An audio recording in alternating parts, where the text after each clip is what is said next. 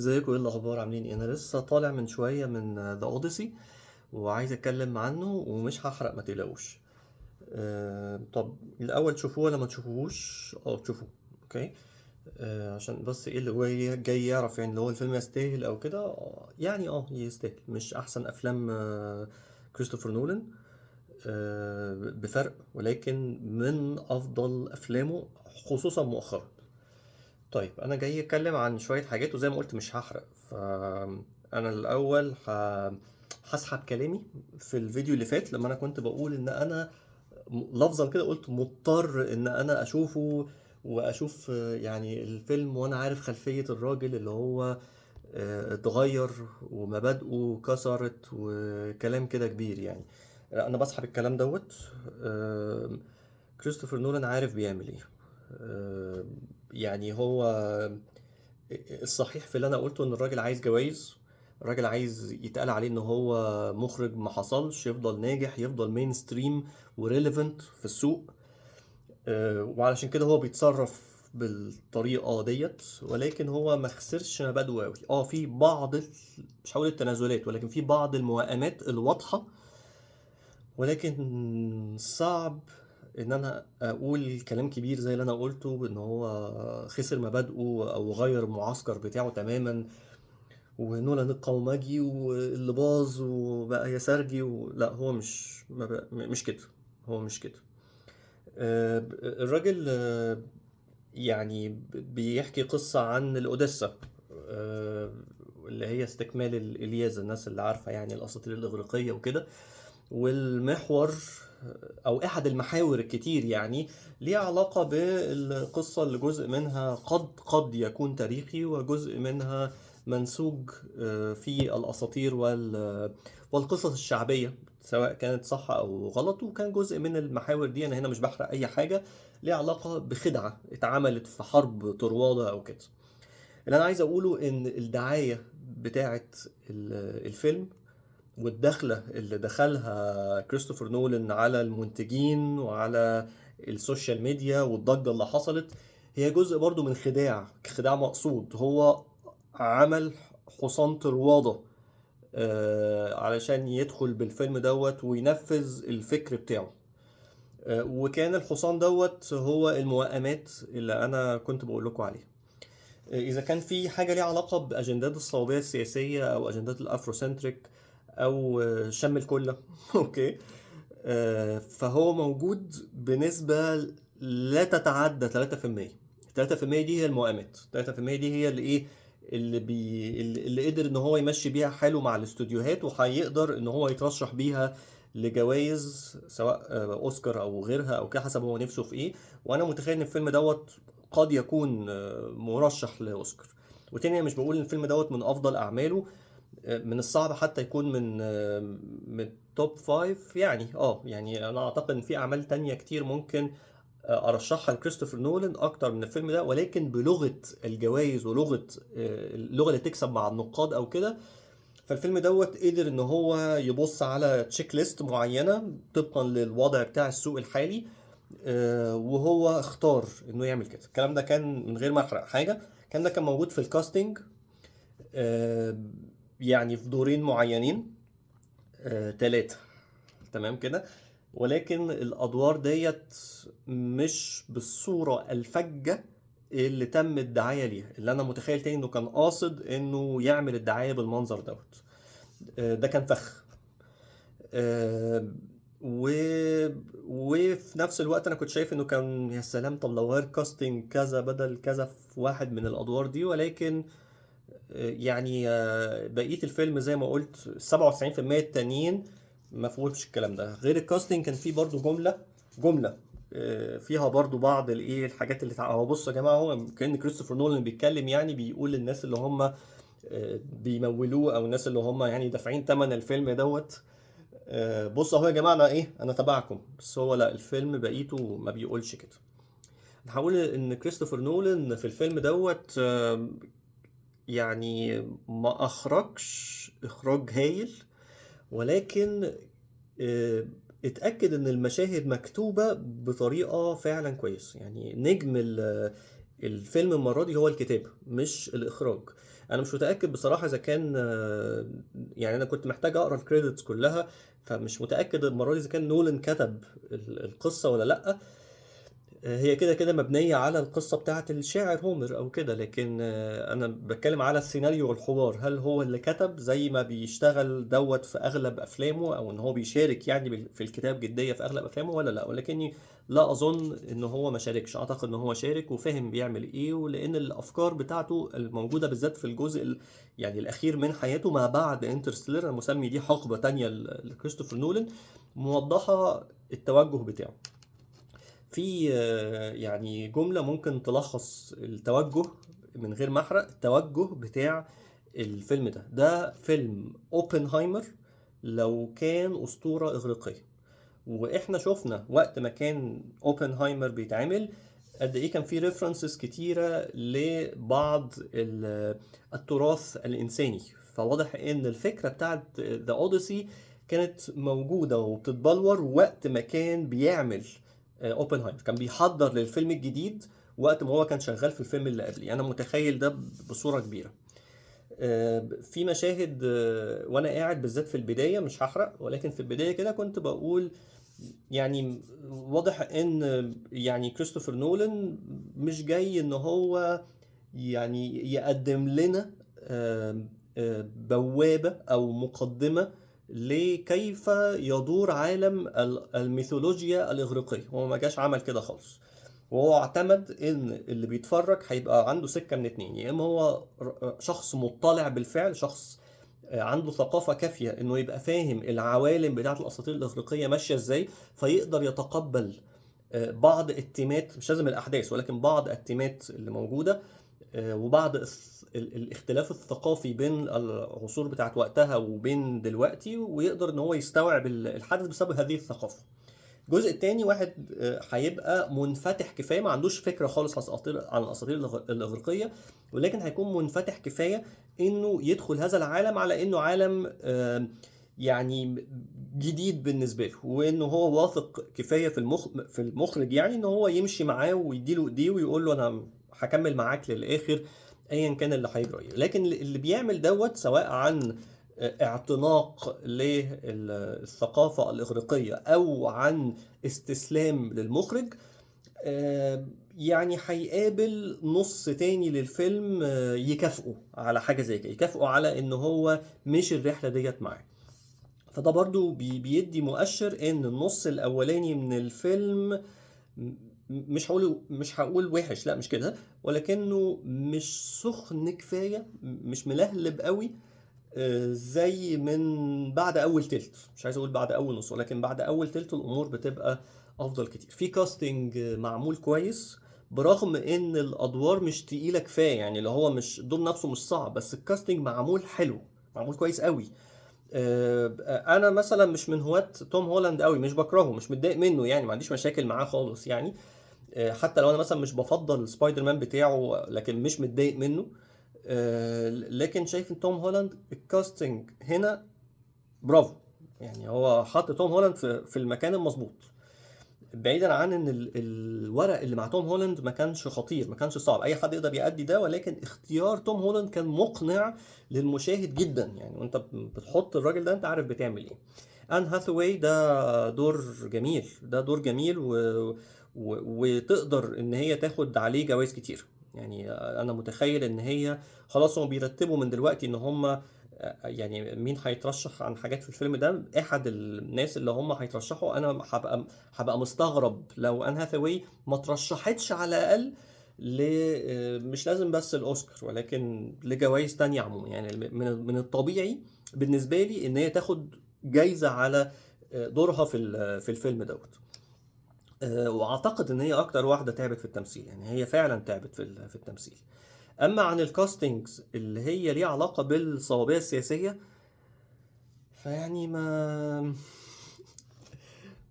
هي كاستنج كويسه ولا كل حاجه الى حد ما يعني مقبوله، مش مقبوله قوي برضو، بس قصدي اقول ايه، ما بتلحقش تتضايق منها، ما بتلحقش تبقى يعني حاسس ان في مشكله او كده. ده معناه ان هي من نقاط الضعف النسبية، ايوه، من نقاط الضعف النسبية في الفيلم دوت. وهم كان واضح جدا، خلاص انا فهمت وانت فاهم والمخرج عارف واحنا كلنا مصدقينك خلاص ان انت بتعمل كده علشان ترضي الزباين اللي هم دافعين لك الليلة دي كلها، حاجة زي كده. والناس يعني ان انت زي ما انت عايز تجيب الجمهور بتاعك المعتاد، عايز تجيب كمان شوية الشمامين اللي هم هيتبسطوا بحاجات زي كده، فانت نجحت في حاجة زي كده وبرافو عليك. ومبروك عليك يا سيدي التذاكر الزيادة اللي انت اخدتها من المعسكرين ثلاثة اللي انت لعبت معاهم اللعبة الحلوة دي، اللي انا بحييك عليه. انت كنت شاطر، انت يعني ضحكت. انا طالع، انا يعني مش طالع حتى من وانا جوه الفيلم وبقول لا الراجل معلم خلاص، انا فهمت ان انا استعجلت، لقد تعجلنا في الحكم ومش عارف لقد اسأنا الظن. ما طلعش اخواني مكاوي او حاجه زي كده، فانت كنت شاطر في حاجه زي كده. ولكن تاني الكاستنجز دي حتى لو هي 3%، ولكن لا، هي من نقاط الضعف في الفيلم ده. طيب هل انا ارشح اوديسي؟ والله لو انت بتحب كريستوفر نولان شوف طبعا الفيلم دوت هيعجبك. لو انت النهارده عايز تخش فيلم سينما، فده من الافلام اللي من الطبيعي ان انت هتدخل. لو انت ما تعرفش اي حاجه خالص عن قصه الاوديسا، فدي مقدمه حلوه جدا ليك ان انت، او ما تعرفش حاجه عن الاساطير الاغريقيه، فده برضو اتفضل اهلا وسهلا لهذا العالم. من المهم ان انت يعني تبقى عندك خلفيه عنه او حاجه زي كده. ولكن ده مش افضل تجسيد للاوديسا. ده انا بقى هقول لك ان في بعض التجسيدات السينمائيه بل والتلفزيونيه اللي اتعملت للاوديسا واللي اتعملت للاساطير الاغريقيه عموما، اللي كانت افضل وبشكل ملحوظ برغم ضعف امكانياتها عن الفيلم ده. كان في فيلم تلفزيوني، او يعني انا مش بصراحه مش متاكد اذا كان مسلسل قصير ولا كان فيلم تلفزيوني، لان انا شفته زمان، شفته من سنين. كان جه اول مره على التلفزيون كان على القناه التانية مثلا، وجه متقسم على ليلتين. فاكر انا سهرت الليلتين دول اتفرجت عليه وكده، لان انا كنت قاري الاوديسا وكنت شفتها قبل كده في اعمال تانية وكنت مهتم بيها. سوري. فحبيت ان انا اشوف الفيلم دوت. ولما شفته انا انبهرت، يعني انبهرت كمان لانه كان متجسد بطريقه جميله، برغم تاني ضعف الامكانيات الواضح في الافلام دي. ولكن مع ذلك انا برشح لك ان انت تشوف الفيلم القديم ده، دور عليه، هو تي في موفي. مش هتلاقي حتى الكاست مشهور مثلا او حاجه، يمكن اشهر واحد فيهم اللي هو اوديسيوس نفسه، اللي هو كان في جادج دريد القديم بتاع سيلفستر ستالون، كان هو الفيلن مثلا، حاجه زي كده. لو انت يعني عارف يعني بتكلم عن مين، حتى مش فاكر اسم الممثل، ولكن ده دور عمره فعليا، ده الدور بتاع عمره كله يعني، على الاقل في اللي انا شفته له. انا بنصحك سواء انت شفت الاوديسيا بتاعت كريستوفر نولان او ما شفتهاش، لا لازم تشوفها، لازم تشوف ده وتقارن بينهم. وانا متخيل ان انت حتى لو فضلت النسخه بتاعت نولان لاسباب انا هتكلم عنها كمان شويه، في اسباب تانية مالهاش علاقه خالص بقصه الاوديسا نتكلم بقى عليها في الجزء التاني من هذا الفيديو. بس هتحترم النسخه القديمه اللي انا بقول لك عليها دي، واللي هم قدروا يعملوه بامكانيات اقل. طيب هل الفيلم اللي احنا شفناه النهارده دوت، هل هو فيلم معمول علشان يجسد قصة الأوديسا؟ لا، الفيلم ده معمول علشان كريستوفر نولان يمرر بعض الأفكار اللي هو عايز يقولها، وكانت طريقة توجيه الأفكار دي هو عن طريق رواية القصة بتاعة الأوديسا بس بأسلوبه. هو ما طلعش عن الأحداث بصورة يعني تغير المعنى، ولكن طريقة تناولها، طريقة تحليلها، والطريقة اللي بتنعكس بيها على الشخصيات والرحلة بتاعتهم، الصورة اللي هو قدمها بيها هي اللي خلتنا نفهم اللي هو عايز يقوله بجد. في حاجات تانية من غير ما احرق عايزة تتقال من هنا. وده اللي خلاني اقولك في بداية الفيديو دوت ان ده فيلم اوبنهايمر بس بصورة تانية. هو بيقدم نفس الفيلم اللي هو قدمه قبل كده بس باسلوب تاني او طريقة روائية تانية او هكذا. الرحلة بتاعت الأوديسا، يعني البعض بيصورها في وقت في جزء من الأجزاء يعني من التراث، يعني على إن هي رحلة من الرحلات الغرائبية اللي هو عارف لما يبقى حد قاعد بينخى عليك كده يقول لك وبعد بقى ما حصل مش عارف ايه حصل، فاهم؟ ومش عارف بعد ما طلع له الاسد، ما فيش اسد ولا حاجه بس يعني، ولا كان في anyway يعني، وبعد ما طلع له مش عارف ايه طلع له بقى وبعدين راح هوب. يعني انتوا فاهمين قصدي، اللي هو قاعد بيحكي لك حواديت كده.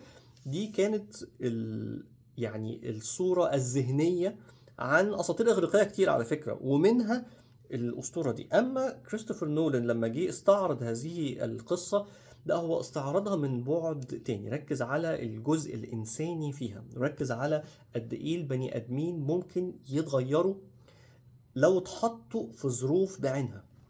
التغير دوت علشان يجرى ما بيحصلش بين يوم وليلة، والناس ما بتاخدش بالها، ودي نقطة مهمة قوي. محدش بياخد باله ان هو اتغير غير بعد ما يتغير. واذا حد اتغير في حياته دي حالة نادرة، بس لما بتحصل بيبقى حدث جلل. والحدث الجلل ده عشان بيحصل برضه محتاج يكون فيه يعني قنبلة صدمة، يعني حدث يعني ملحمي فيصلي. وهو بيحكي عن تأثير ده، بيحكي عن اللحظة الفاصلة اللي خلت إنسان قبل غير إنسان بعد. والطريقة اللي هو قدم بيها اللحظة الفيصلية دي جزء من الخدع، يعني برضو تاني هو ممشيك في حوار، ويعني هو مفرهدك في حاجة ودوشك في حاجة، وبعدين هوب كده يديك بص الراجل ده انا يعني، انا اسف على اللفظ يعني، وما اقصدش على الجميع يعني كده، بس هو ادى كذا قفا. فاللحظة اللي هو بيدي فيها مش هقول بلوت تويست، ولكن لحظة المكاشفة للي ياخد باله، ان ممكن برضو مش كتير ياخد باله منها، ولكن لحظة المكاشفة دي هي قفا محترم، قفا محترم من معلم ومن صنايعي شاطر ومن مخرج بيحب اللي هو بيعمله الراجل ده. لا هو اشطر من ناس كتير، اشطر من ناس كتير فعلا. لكن موائماته اللي هو عملها ديت، حتى لو مش هعتبرها تنازل ومش هعتبرها الخسارة الكبيرة وتغيير المعسكرات زي ما انا كنت بقول قبل كده، ولكن هقول برضو ان هي بتتكلم عن ان كريستوفر نولان مش الفنان المثالي اللي رسالته الفن لمجرد الفن. مش مطلوب ان هو يكون انسان مثالي طبعا ولا اي حاجة، ولكن بينت قد ايه هو شخص بشري برضو عايز مجد، وعايز يبقى ليه اسم، وعايز يبقى ليه إرث، وعايز يتقال أنا المخرج اللي كذا وكذا وكذا. والله أعلم برضه ما دخلش جواه، ويمكن أطلع غلطان زي ما كنت طالع غلطان في حكمي اللي فات، لأن أنا هريته يعني. أنا اديت له بوستات يعني وجع بطني يعني، فاهم؟ اللي هو اديت له كتير يعني. طبعا هو مش قاعد بيسمعني وكده، بس قصدي اقول ان انا جيت عليه كتير. يعني هو مش متضايق، ما يعرفنيش اساسا يعني عشان يتضايق مني يعني. بس قصدي اقول ان انا جوايا في مخيلتي وانا قاعد برسم السقوط الفج لكريستوفر نولان، انا جيت عليه كتير، وهو اثبت لي ان هو صايع، وان هو ناصح وفاهم بيعمل ايه، وان احنا ملناش الحق ان احنا نزايد على الراجل ده. فمش هاجي عليه تاني دلوقتي وانا بقول ان انا برضو لازلت مش شايفه الشخص المثالي، لا انا شايفه ان هو الشخص المادي اللي بيدور على جوائز ومجد والكلام ده كله. بس يمكن تكون دي الطريقة اللي يقدر يقدم بيها المزيد والمزيد من الفن. فمش هزايد عليه، ومش هقول انا زعلان منك ولا انا مخاصمك، هو تاني ما يعرفنيش يعني وكل حاجة. بس حتى الفكرة ديت مش هحتفظ بيها لنفسي، خلاص انا اتعلمت. اتعلمت انا اخد الحاجة زي ما هي وبعد كده ابقى احكم عليها، وده كان تجسيد رائع واحترامي يعني للتجسيد ده، في حتة ان فعلا ما تحكمش على الكتاب غير بعد ما تقراه. ما تحكمش على الكتاب غير بعد ما تقراه. الخامة دي انا حصلت فيا يعني مرات قليلة، بس حصلت يعني. مش عارف الناس اللي عارفة بقى يعني ميتال جير سوليد مثلا. مش هقول حصل ايه ولا هحرق اي حاجه، بس ميتال جير سوليد 2 كانت صدمه من هذه النوعيه برضه، اللي هو مخرج ودانا في سكه وبعدين هوب قفا محترم، قفا محترم جدا يعني او كده. اللي هو برضه انت متخيل ان الدنيا هتبقى ماشيه في سكه معينه، وهوب تدخلت لقيت سكه تانية خالص خالص. برضو من الحاجات الحلوة ان كريستوفر نولان اخيرا اتعلم يعمل مشاهد اكشن. الراجل ده يعني تعبنا كتير. يعني مثلا كنت بقول فيلم انترستيلر من افضل افلامه، ودي حقيقة طبعا، ولا زال بالنسبة لي هو افضل حاجة هو عملها. وبالنسبة لناس كتير ده مش رأيي لوحدي يعني، ولا زلت بدعي والله أعلم إنه الفيلم المفضل لكريستوفر نولان، وجاب فيه آخره يعني أو كده. بس كان من العيوب بتاعته وأفلام تانية أقدم زي ذا دارك نايت وغيرهم إنه مش أحسن حاجة في الأكشن. يعني إن هو بيحاول يا عيني وبيتعب علشان يعمل لنا مشهد أكشن. مش صعب بالنسبة لمخرجين تانيين بيعملوه، عارف كده يعني سهل خالص بالنسبة لهم. لكن كانت دي نقطة ضعف بسيطة برضو، مش بقولها نقطة ضعف شريرة يعني ومبهدلة أفلامه، بس كانت نقطة ضعف واضحة بالنسبة للمستوى العام لأفلامه، إن المشاهد الأكشن بتاعته مش بنفس المستوى. هنا هو عامل مشاهد أكشن يعني محطوطة صح ومقنعة. آه، على الأقل بالنسبة للتجسيدات التانية للأوديسا، فهو دي نقطة تفوق عليها عن الحاجات التانية. إحدى الحاجات اللي أنا كنت عمال أفكر فيها قبل ما أدخل، هل هيخلي هو الفيلم، مين هو كريستوفر نولان، هل هيخلي الفيلم فانتازيا ولا هيخليه فيلم يعني بحاول ألاقي الكلمة الصح. م- م- م- م- م- م- م- اللي هو تأصيل أو لا مش دي برضو، إنك تخلي القصة اللي هي أسطورية أو فانتازيا أو غير واقعية تخليها بصورة، تقدمها بصورة واقعية. زي ما عمل مثلا في العالم بتاع باتمان كده، خلاه عالم واقعي قدر الإمكان. يعني ما خلاكش تحس إن هو عالم من الكوميكس أو عالم من الخيال أو كده، لا ده عالم ممكن تشوفه حواليك وتصدق إن هو موجود حواليك.